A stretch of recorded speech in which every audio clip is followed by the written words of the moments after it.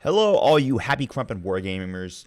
Today is a sad day because, yes, yours truly got annihilated. He got crushed in a game against demons, against an amazing player, and it was a really insightful experience that I'm gonna share with all of you so you don't fall for the same traps that I fell for. And when I say trap, I mean trap. I don't mean gotcha. He was a great player. He did everything perfectly, morally, and amazingly. He just baited me into something, and I took that bait, and I shouldn't have. Before we get started, if you're enjoying all this content, welcome to Happy Krumped Wargaming. Please hit the like and subscribe button. It really helps the channel a lot and it helps me keep bringing these tactical advice videos coming toward you about the game of Warhammer 40,000. Comments are much appreciated. You have no idea how much just saying, hey, great video in the chat will actually really help to boost the algorithm here. So thanks all for your attendance. Let's get right into it. All right, so first off, this was just a pickup match on the Copenhagen TTS server. If you guys like to play on Tabletop Simulator, you can get matches against a lot of really great people there. I have no affiliation other than I play in their leagues. So I highly recommend just humping into that league if you want to get some good practice against some really, really good players. But anyway, I was playing Kit Smith-Hanna, and Kit is an amazing player, and he's on the team over at warphamer. Super great guy, one of my more fun opponents I've played against. Super appreciate him, and he really taught me a lesson I need to learn because I have a 100% record against demons, whether I'm using my Shadow Keepers, which I still maintain is an auto win against demons, or whether I'm using my Orcs. I have just crushed demons every time I've run into them, and I've run into some good players. So I was getting very overconfident in the matchup, and Kit slapped me in the face, and metaphorically, and he made me respect what they can do a little bit more, and he caught me with a little trap that I did not see coming. So I want to make sure I share that with everyone else so that you guys can avoid these tar pits that demons can really put in. Okay, all right, so first things first, as I'm on this TTS view, I've got some things deployed. This is not the exact terrain we were using. He was using some of the new terrain that the warphamer guys are revealing actually this week. So I don't want to reveal that on here. That's their stuff. It was cool. You should definitely go check it out. And this is like most of the army that was on the battlefield. There's a little bit more, but I'm only going to talk about the things that matter. So here's the thing. In turn one, he teleported some flamers right here and right into my backfield. And we're on secure missing artifacts, right? So everything had been back over here. Everything back then, he had moved his objective closer to him. I moved his objective in the open. He moved my objective into the open. So that's why the objectives are a little bit funky right now. So he had moved his Exalted Seeker Chariot up into the middle. This is the first mistake I made.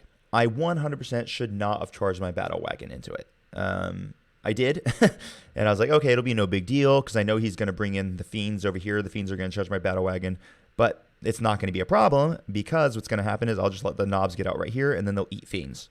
Done. The next thing that happened is he had teleported his flamers here. And on the terrain we were actually playing on, this L was kind of like flipped over. So my beast boss was over here. So he actually had to charge around. He couldn't go up this way. That's why I'm in a weird position. Just forgive me. I don't have the correct terrain with me. So just use your imagination. But the only way I could get rid of these flamers was with a 10-inch charge from my beast boss. I made the 10-inch charge. And he ate the flamers, which is really nice because the flamers had killed my my burner boys. And after they had killed them, I really was in a bad position if the flamers survived because then they could just wreak havoc on my entire army. So Beast Boss easily devoured the flamers. At the same time, this Knob and Smasher Squig had charged and killed some Nurglings, and so then he had just kind of moved up like so, something like this. So right now, I know what's about to happen. Be'lakor is going to come on over, and he's going to try to assassinate my beast boss. Now, I made another really big mistake. I should have just gone ahead and done a turn one Wa. I didn't because I was like, okay, cool. I don't really think Be'lakor is necessarily going to kill me because I'm going to have a -1 damage. I got to feel no pain. And I'll just spend 2 CP to transhuman him. And if I really have to, if he's silly and he lets me interrupt, I could just kill Be'lakor with my beast boss. Didn't really work out that way. But anyway, so in the next turn, what happened is Be'lakor comes over, of course, and he charges into my beast boss. Now, he does give me the opportunity to Heroic Intervene with my Smasher Squig, so I did Heroic Intervene. I dealt some mortals to him and stuff. But the real big problem was all these fiends came up here. They rolled a crappy charge, so they were only maybe circling me about like this. And the problem was, and if you guys haven't watched my video on pylons and consolidations, This is actually really important because what happens here is the Fiends of Slaanesh had to move closer to the Storm Boys. And since he rolled a bad charge, he couldn't get them over here. So on the pylon, there's no way they could have gotten closer to the battle wagon. So he could only hit my battle wagon with 3 Fiends, which was a big problem for him because he had positioned a little bit incorrectly here. Because remember, pylons have to go towards the closest enemy unit. The other Fiends had come on something like this. And you can just ignore these Fiends for right now. So now I'm like, okay, cool. There's really no problem. I'm totally safe. Everything's okay. I think I'm just going to transhuman my Beast Boss. He'll probably survive Bellicora. And honestly, even if he does kill my Beast Boss, my Warlord, and I don't get to use my Wah, I'm still in a fine position. Because I've got like 500 points of Zagstruck and Death Knobs in here that is just going to clean his entire army up. Maybe not the best way to approach things, but it was a little risk gamble I took because I had to kill those Flamers. I definitely should have WAD turn 1, though. That would have been the first thing that could have stopped me from dying here. But I made one other very critical error. I think the Storm Boy was like over here at this time. I made one other very critical error. I forgot that demons have a Warp Storm ability that makes you an extra -1 leadership. And if you guys don't know the way Demons Deep Strike works, demons get to come in within range of your leadership as long as it's outside of your deployment zone. So if it's outside of your deployment zone, what will happen is that, say my Gretchen is leadership of 4. Well, demons always give you a leadership of -1, so they can come in within 3 inches of Gretchen. If that makes sense. But using their Warp Storm points, they can make me an additional -1 leadership. So I didn't see this coming because I screened out for like a 3-inch deep strike right here, and I had screened out for like a 6-inch deep strike from my battle wagon right here. All of it was totally fine. But he used the Warp Storm points. And when he used the Warp Storm points, suddenly my battle wagon's leadership dropped to something like 5. So I'm going to put that aura on, which dropped my Weird Boy's leadership to an effective 4, right? And then it dropped these guys to an effective 2. And it had to drop these guys to an effective 5 as well, because they had a knob. So I think my models were maybe more slightly like this. So what happened, if he had wanted to deep strike into my deployment zone, he would have had to been 9 inches away from me. But I left him just enough with the additional -1 leadership to strike an entire unit of Bloodletters down. And typically I don't fear Bloodletters at all. But in this situation, the Bloodletters won him the freaking game. And he just did an amazing play here. Remember, guys, this was not a gotcha. This was a really good play. So he was able to get his Bloodletters right here because they were outside of 5 of my battle wagon because battle wagon's leadership is 7, -1 for demons, -1 for the Warp Storm points. What this allowed him to do was that in his turn, he was able to completely wrap my battle wagon with all of his Bloodletters as well. And this was a nightmare for me. So he had them in like something like this. And so what this did is that when his Fiends attacked, they did a little bit of a pylon.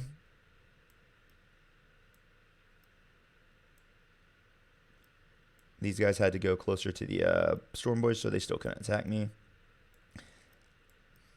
So what he effectively did is he 100% wrapped my entire battle wagon because of this amazing deep strike move he pulled off. And when he did this, honestly, guys, it was game over. The only hope I really had was for an explosion on the battle wagon when he killed it in melee. And maybe that would clear me enough room to put my knobs. But it just wasn't enough. And even with like a 6-inch, even if I gave him like a 6-inch emergency disembarkation, it just wouldn't have worked. Because he had some stuff like this, and he had it. My positioning might be a little bit off here in DTS, but he had it screened with the second activation to the point where it's like there was no way I could get really anything out. Yeah, that's how he did. He had his Fiend spaces like this. That's why. So there's no way I could do it, and it was just absolutely masterfully done.